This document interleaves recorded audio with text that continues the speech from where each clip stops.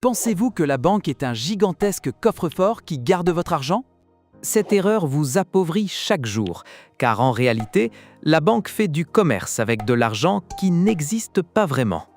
Aujourd'hui, je vais vous aider à décoder la plus grande arnaque de la finance moderne. L'illusion d'optique, l'histoire de la boîte vide. La plupart d'entre nous grandissent avec la croyance naïve que la banque fonctionne comme un entrepôt. Vous déposez 10 000 €, la banque les met dans le coffre, puis quelqu'un vient emprunter et la banque lui donne exactement ces mêmes billets. Cela semble très logique, très moral, mais c'est une tromperie de la perception.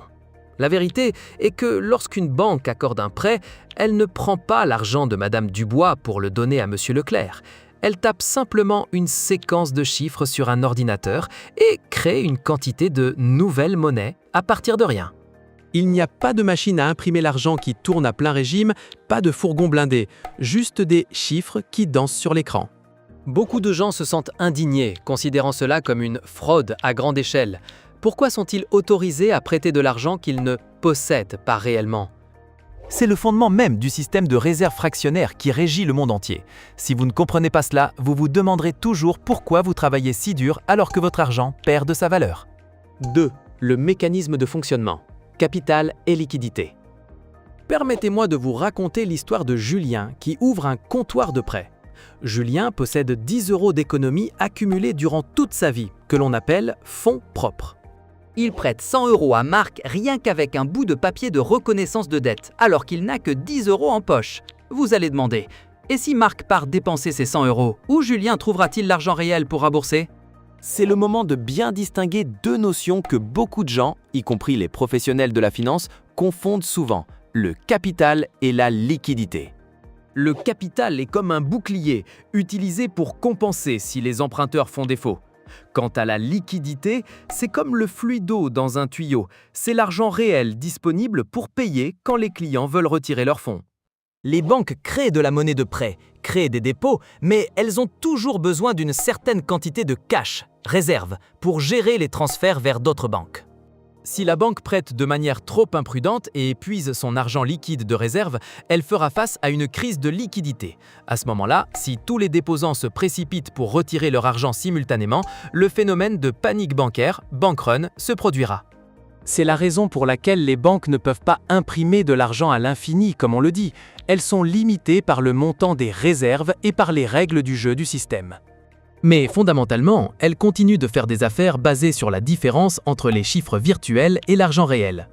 3. Psychologie comportementale. Pourquoi les pauvres ont peur et les riches adorent ? Ce système génère un effet secondaire extrêmement dangereux appelé inflation. Lorsque le crédit s'étend, la quantité de monnaie dans l'économie augmente, mais le volume des biens ne suit pas.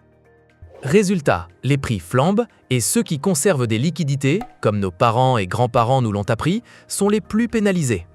On voit apparaître ici un piège psychologique appelé aversion à la perte. La personne lambda préfère laisser son argent dormir à la banque pour toucher un maigre intérêt plutôt que d'investir par crainte du risque. Mais ils ne réalisent pas que, dans un système où la monnaie est créée par la dette, le simple fait d'épargner est une forme de risque garantissant la perte de capital. Inversement, les riches comprennent que le crédit est un levier. Ils n'utilisent pas leur propre argent, ils utilisent l'argent de la banque, cette chose créée à partir de rien, pour acheter des actifs réels. C'est pourquoi l'écart entre les riches et les pauvres se creuse. Une partie thésaurise la monnaie de papier, l'autre thésaurise les actifs. Beaucoup de jeunes qui entrent sur le marché sont souvent submergés par des tas de concepts complexes. Ce sentiment de confusion est la plus grande barrière qui vous empêche de franchir la ligne de départ. Vous avez peur de manquer le coche, vous avez peur de ne pas être assez intelligent, vous avez peur d'être dupé. Mais rappelez-vous que la complexité est parfois un écran de fumée derrière lequel les joueurs professionnels cachent les règles simples du jeu. 4. Solution pratique, ne vous battez pas contre le courant, suivez-le. Suivez-le.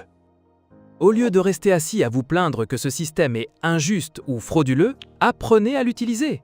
Comprenez que lorsque les banques injectent de l'argent, le prix des actifs, actions, immobilier, a tendance à augmenter en raison de l'effet argent facile.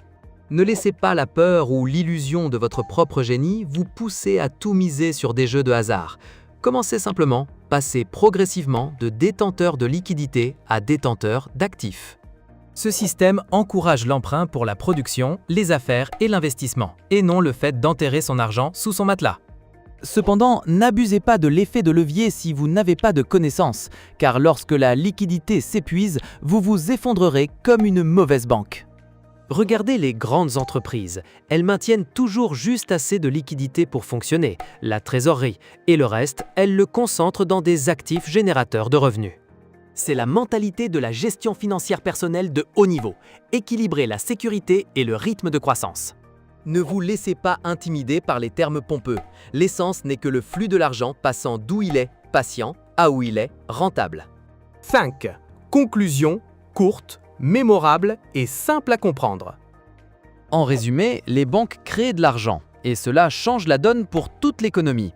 Vous ne pouvez pas changer les règles du jeu, mais vous pouvez changer votre position sur cet échiquier. Ne laissez pas le manque de connaissances faire de vous le carburant qui alimente la machine à inflation. Si vous voulez augmenter votre QI financier et échapper à la condition de n'enrichir que les autres, abonnez-vous à la chaîne immédiatement. Je reviendrai avec des vérités encore plus crues sur l'argent que personne ne vous a jamais révélées. Si vous souhaitez découvrir plus de choses étonnantes et passionnantes que d'autres ont trop peur d'aborder, cliquez sur le bouton d'abonnement maintenant. Et si vous êtes déjà abonné, je vous dis à bientôt pour la prochaine vidéo.